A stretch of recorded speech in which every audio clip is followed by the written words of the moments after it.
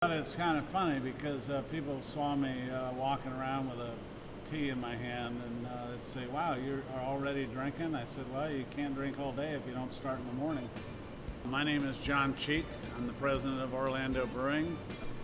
I would say that probably 95% of craft breweries don't pasteurize their beer.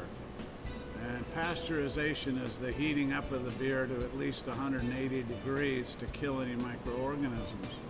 Well, you're also cooking the beer again, and so once you've made the beer, now you're cooking it, and it's not something that I find attractive. We mill the grain first, and by milling the grain, we're not trying to turn it into flour. We're just trying to crack the outside of the grain to expose the endosperm.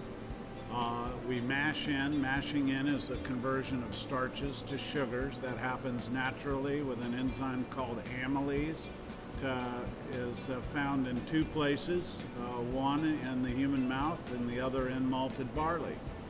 So to me, that's proof that God wants us to make beer because He's given us everything we need in one small package. My name is Mauricio Yares. I am the taproom manager, the social media, and events manager as well. The Tea-Cha has definitely become a crowd favorite recently. We sell it at Epcot. It's our jasmine green tea infused blonde ale. Our organic blonde ale obviously is a classic. Our Ride On Red is very popular as well. I-4 IPA is kind of hard to avoid with the name being tied to the highway. The Sunshade we recently rebranded, and it's a very popular rebrand. So things that we don't sell outside would be like the Entitlement Ale. It's a very popular beer in-house. It's just unfortunately how society has gone, in my opinion. Everything's about monopolizing one thing and just kind of selling it in vast quantities instead of focusing on quality and variety. People are more focused on just trying to get the product fast and to the masses instead of really trying to diversify the market and just diversifying beer in general.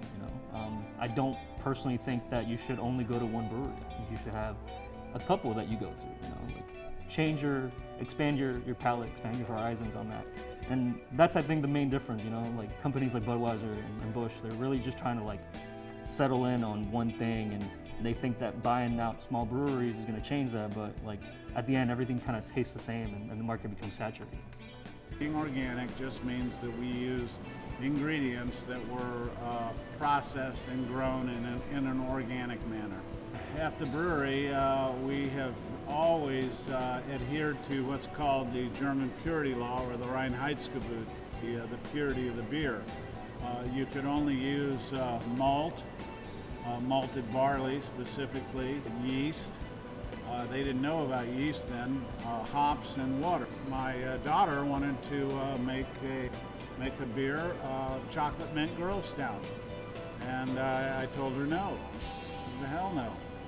And she said, well, why? I said, because it's not one of the three ingredients. So we got into a big argument about it, and my son at the time, he came up with an idea, and he said, well, isn't that just a violation of the purity law?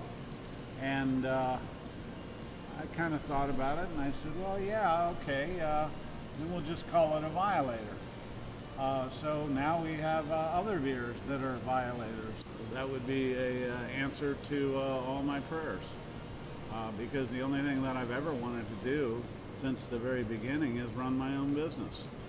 But when I come up with a beer and the distributor says, no, don't want to distribute that, that competes against something else, or, it's just, it's not the way that I wanted to do things, being beholding on somebody else ordering from me.